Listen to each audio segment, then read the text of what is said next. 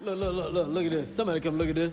They need to pay us what they owe us, dead ass. All right, sir, you will each owe the league $250,000 based on the pure profit split.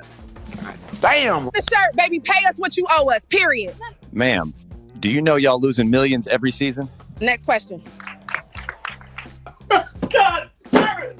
You can't make this shit up.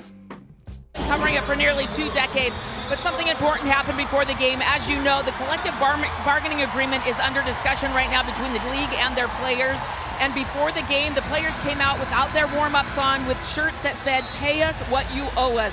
There is a feeling among the players, as they expressed in their meeting on Thursday, that they want to have a piece of the revenue. It has been record-sharing revenue for the WNBA, and they have not been sharing that with the players.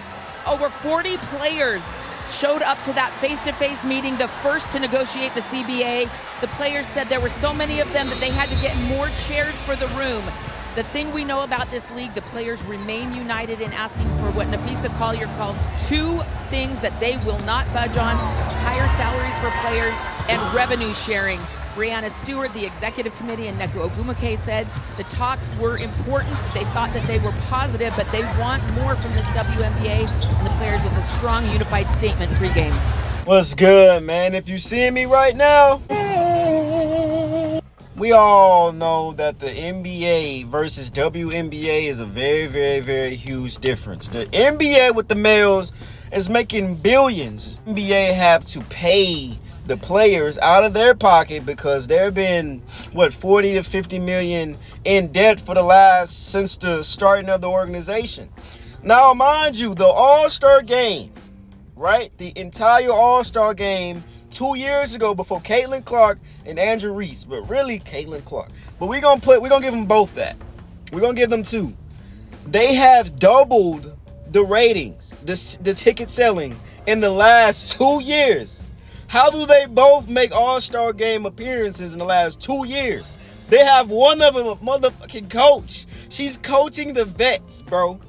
You telling me your second year, really first year, but second year, you're coaching the vets. Imagine Russell Westbrook, his first year is coaching freaking LeBron James, all of them, bro. All of them, bro. Let's look at this one.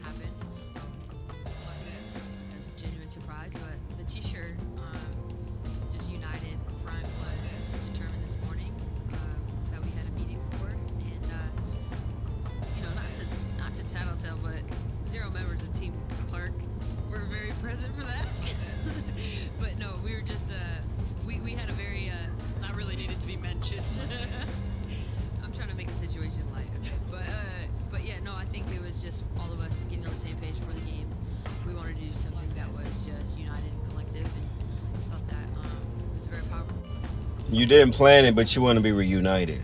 How does that make sense? Now, mind you, the ticket sales, when she wasn't playing, she could only be a coach. They said it dropped 92%. Damn! Based on the ticket prices without Clark on the floor. Sky vs. Fever Part 2 was last night. Tickets for this game were supposed to go for $86 with the get-in price before Clark's injury. After Clark's injury, when it was announced, they dropped to $25. And just hours before tip-off last night, you could get in for as low as $7. So Caitlin Clark's value of the ticket was $80. Bro, that is crazy. One person running this league, and she's been there for 2 years.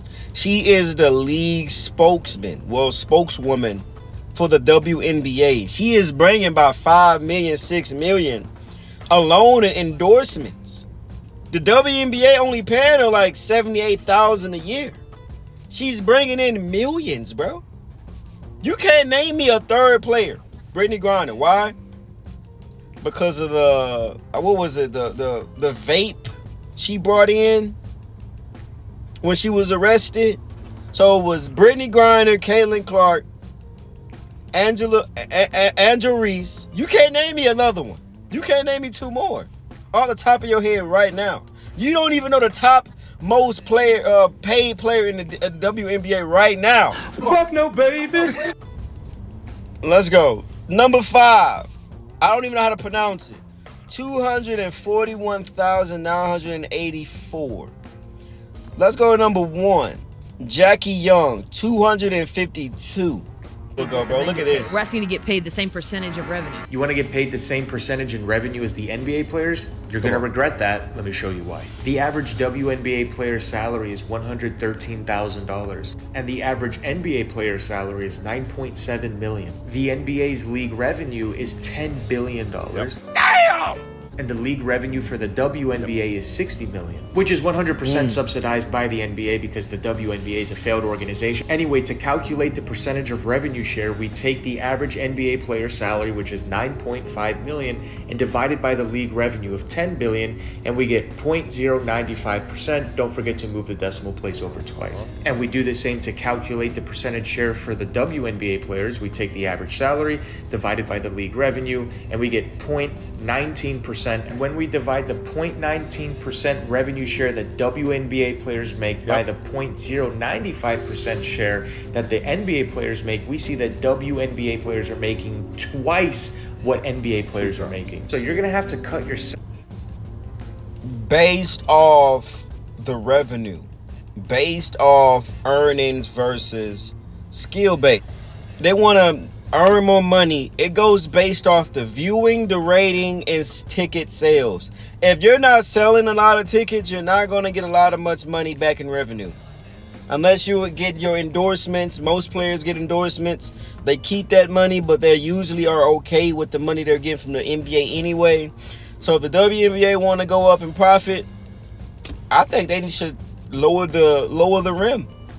Lower the rim from being 10 foot because, of course, they're not genetically like men, so they can't jump high, shoot higher, da-da-da-da.